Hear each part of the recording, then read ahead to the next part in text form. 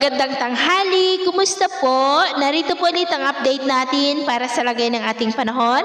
Ngayong tanghali po ng December 24, 2023 na kung saan sa ngayon ay nananatili po na walang anumang sama ng panahon sa loob at labas ng ating area of responsibility at nananatili rin na walang banta ng bagyo hanggang po sa matapos ang bagong taon ay storm-free po tayo. Pero kahit na walang anumang sama ng panahon ay nakakaranas pa rin po tayo ng mga pag-uulan sa ilang bahagi po ng ating bansa. Dulot po yan ng amihan dito sa Northern Luzon at shearline naman ang nakakaapekto dyan sa may Bicol region at mga localized thunderstorm dulot po ng easterlies ang nakakaapekto naman dyan po sa may Visayas at Mindanao. At sa lagay po ng ating panahon, ngayong hapon ay maayos pa rin ang panahon sa malaking bahagi ng ating bansa.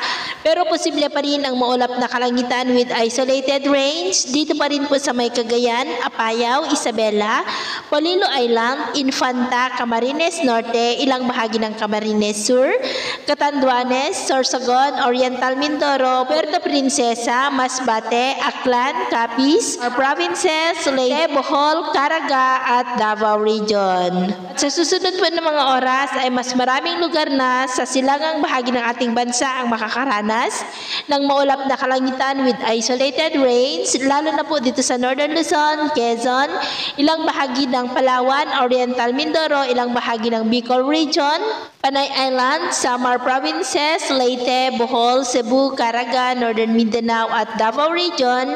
Kaya mag-ingat po tayo dahil posible pa rin po ang mga banta ng mga pagbaha at pagguho ng lupa. At sa atin naman pong mga baybayin, dahil po sa malakas na amihan ay matataas pa rin ang mga alon sa buong seaboard po ng Luzon, seaboard ng Northern at Eastern Samar hanggang po dyan sa seaboard ng Silangan ng Mindanao dahil ang mga alon po ay posibleng aabot hanggang po sa 3.5 to 5 meters height. Kaiwasan po muna natin ang papalaot dyan po sa mga may kulay pula para mas makaiwas sa mga sakunang pangkaragatan. So, yun po ng latest update natin sa araw na ito. Ako pumuli si James na nagsasabing sa kahit na pagsubok po na darating sa ating buhay, wag na wag po tayong mawawalan ng pag-asa. Thank you and God bless!